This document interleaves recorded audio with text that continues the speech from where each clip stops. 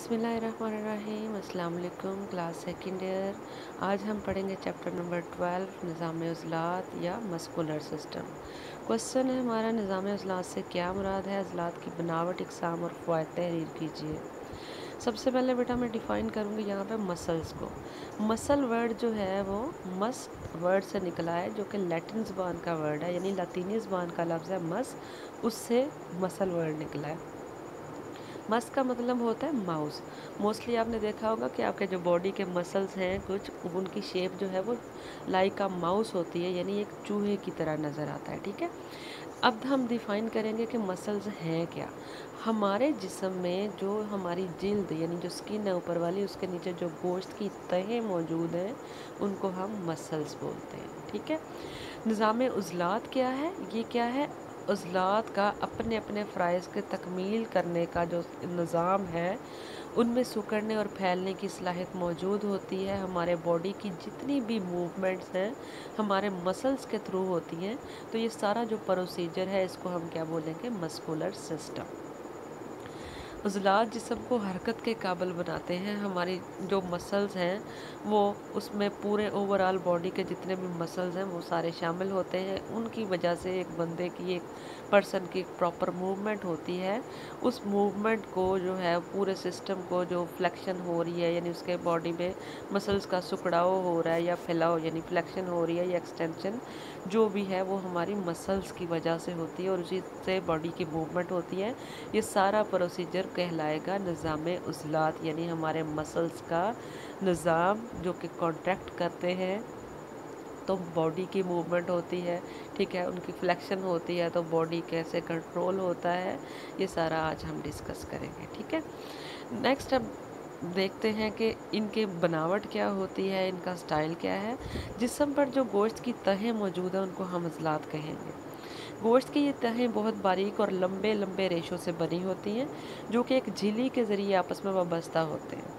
दरअसल ये मसल होता है। बाज़ उज़लात बड़े और मजबूत होते हैं, मसलन टांगों और बाजुओं के उज़लात, और बाज़ उज़लात हमारे छोटे और नाजुक होते हैं, मसलन आँख के उज़लात वगैरह।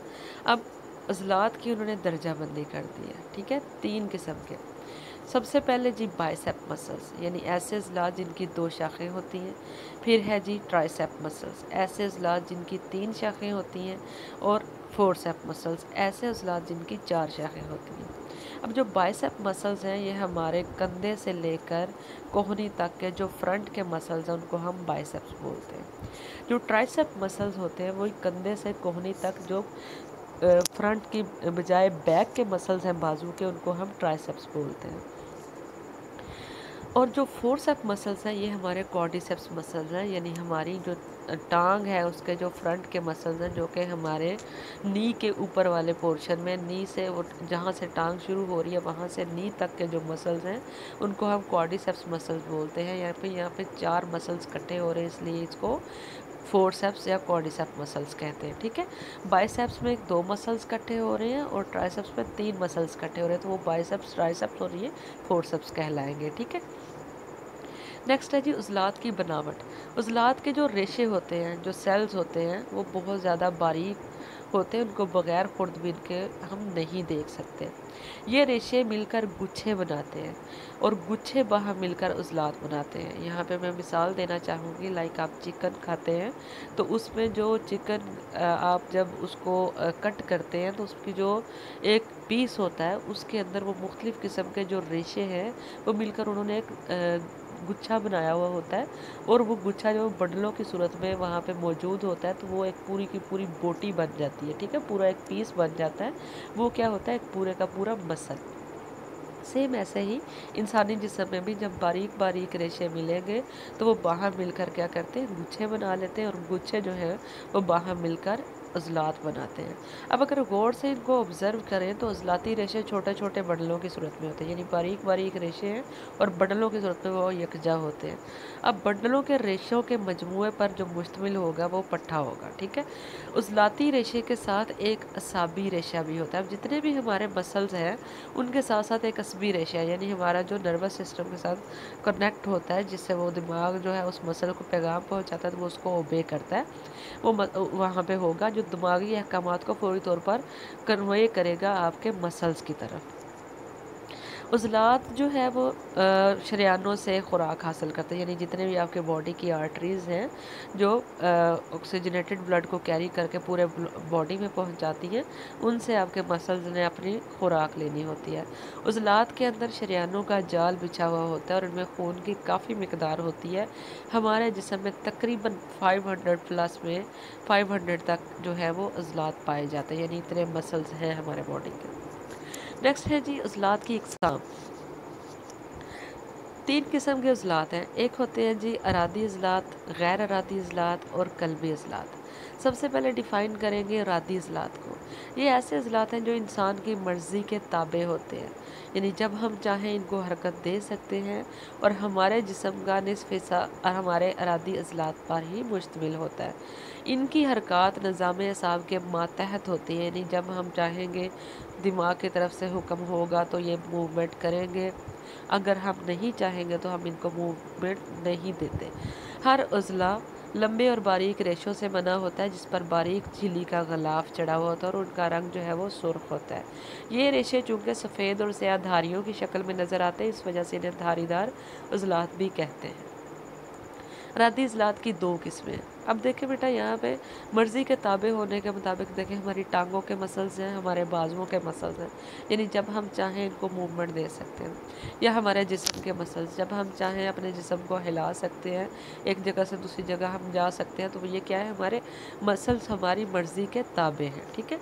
अब इसमें उसकी अरादी उज़लात की भी 2 उसने काइंड्स बता दी हैं। एक होती है जिल्दी उज़लात, दूसरे होते हैं इस्तख्वानी। जिल्दी उज़लात वो उज़लात हैं जो हमारी जिल्द के साथ वाबस्ता होते हैं, मसलन हमारी खोपड़ी के उज़लात। और इस्तख्वानी उज़लात वो उज़लात जो हड्डियों के साथ वाबस्ता होते हैं, उनको हम इस्तख्वानी उज़लात कहेंगे, मसलन बाजुओं और टांगों के उज़लात वगैरह। अरादी उज़लात दरमियान में मोटे और किनारों से पतले होते हैं, इनके किनारे मजबूत, सफ़ेद और गैर लचकदार डोरों की शक्ल इख्तियार कर लेते हैं, इनको हम टेंडन कहते हैं।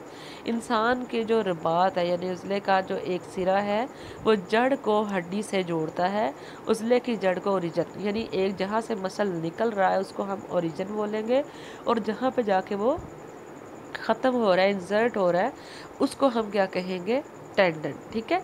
अब मैं आपको सबसे पहले मसल की दिखा देती हूँ ताकि आपको क्लियर हो जाए। ये देखें बेटा, ये आपके बॉडी के मसल्स हैं। ये देखें मुख्तलिफ रेशे बाहर मिलकर इन्होंने क्या किया हुआ है, ये गुच्छे बनाए हुए हैं। ये देखें, ये सारे गुच्छे, ये रेशे मिलके ये जब बनाते हैं तो ये क्या बनते हैं, गुच्छे। ठीक है। अब टेंडन का मैंने आपको बताया था, ये सफ़ेद और ये लचकदार डोरों की शक्ल इख्तियार की हुई है। ये हमारे देखिए मसल्स के बाद ये जाके वाइट जो है वो हो जाते हैं और वो डोरों की शक्ल में आ जाते हैं, यानी मजबूती सी होती है और ये जाके वहाँ पे एंड हो रहा है। तो ये हमारे मसल्स को जोड़ रहे हैं हमारी हड्डी के साथ। ठीक है।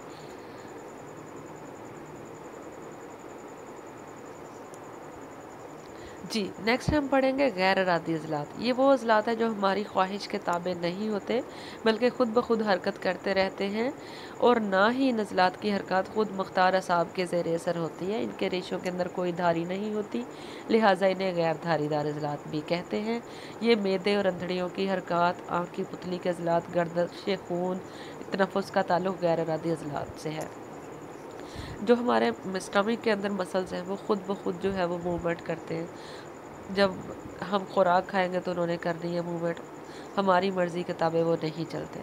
जो रेस्पिरेटरी सिस्टम है, हमारा जो तनफ़ुस का निज़ाम है, उसमें जो मसल्स इन्वॉल्व होते हैं उन्होंने अज़ खुद हरकत करनी है, अब हमारी मर्ज़ी के ताबे उन्होंने नहीं चलना। तो ये ऐसे इज़लात हैं जो अपनी मर्ज़ी से मूवमेंट करते हैं, हमारी मर्ज़ी के ताबे नहीं होता, या हमारे नर्वस सिस्टम के मुताबिक उन्होंने काम नहीं करना होता। ठीक है। नेक्स्ट है जी कल्बी अज़लात। कल्बी अज़लात नोयत के एतबार से बड़ी अजीब खासियत के हामिल होते हैं। साख्त और बनावट के लिहाज से अरादी अज़लात के मुशाबे होते हैं, यानी इनमें धारियाँ होती हैं और इनको धारीदार अज़लात जैसे कहा गया है ना, अरादी अज़लात को, ये वैसे होते हैं। ये अज़लात मरकज़ी निज़ाम निसाब के मातहत नहीं होते। इन अज़लात में धारियाँ मौजूद हैं मगर काम के लिहाज से गैर अरादी होते हैं। ये अज़लात दिल में पाए जाते हैं। इनमें मतवातर अज़ खुद सिकुड़ने और फैलने की सलाहियत मौजूद होती है। डेफिनेटली बेटा, अब आप खुद अपने हार्ट को ये नहीं कहेंगे कि अब करो, अब पंप करना है ब्लड को, अब रुक जाओ, अब स्टे करो, ऐसा कुछ भी वो आपकी मर्ज़ी के मुताबिक से नहीं चलेंगे।